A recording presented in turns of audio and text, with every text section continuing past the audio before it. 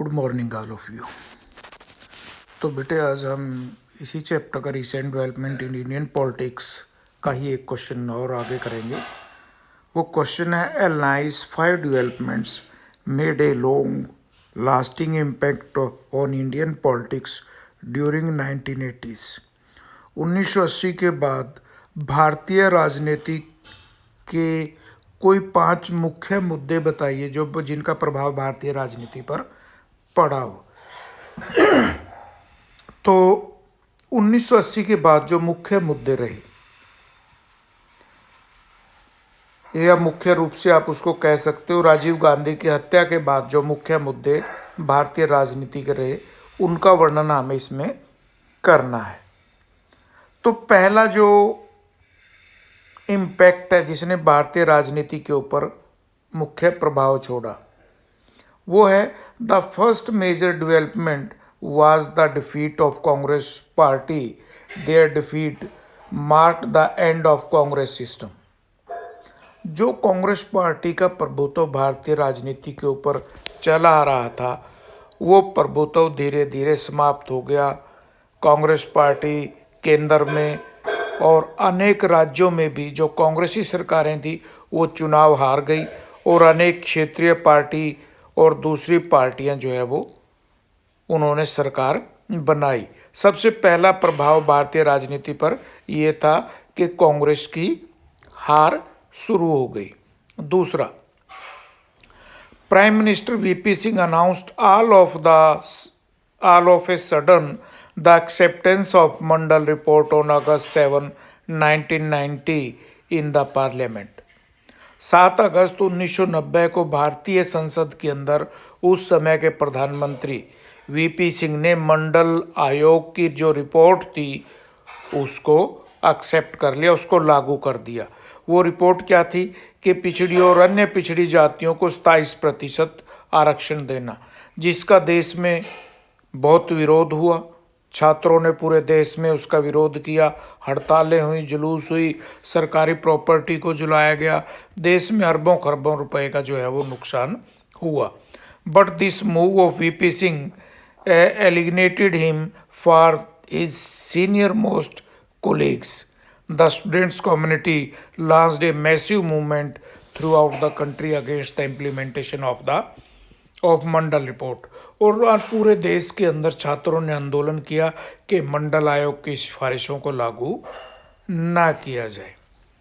तीसरी जो मुख्य डेवलपमेंट थी वो थी the third major developments was announcement of new economic policy, नई अर्थव्यवस्था। जब मनमोहन सिंह देश के वित्त मंत्री बने और नरसिम्हा राव प्राइम मिनिस्टर बने तो उन्होंने एक नई अर्थव्यवस्था अनाउंस की। With adopting the new economic policy India joined the globalisation and liberalisation process. और इस नई अर्थव्यवस्था के अंतर्गत भारत ने वैश्वीकरण की नीति को अपनाया और उदारवाद के प्रोसेस जो है उन्होंने अपनी अर्थव्यवस्था में शुरू कर दिए, जिसके बाद देश की अर्थव्यवस्था जो है वो ग्रो करने लगी। क्योंकि 1991 में देश की अर्थव्यवस्था की कंडीशन जो है वो बहुत ख़राब हो चुकी थी और नरसिम्हा राव से पहले जो चंद्रशेखर आज़ाद थे उन्होंने देश का गोल्ड जो है वर्ल्ड बैंक में रखकर वहाँ से लोन लेना पड़ा था। अब आ जाइए बेटा फोर्थ पे। इन जून जुलाई 1990 द बीजेपी एंड विश्व Hindu Parishad decided to construct Ram मंदिर। जून जुलाई 1990 में भारतीय जनता पार्टी और विश्व हिंदू परिषद ने जो है वो राम मंदिर बनाने का निर्णय लिया। In the main time LK. Advani started रथ यात्रा फ्रॉम सोमनाथ टू अयोध्या।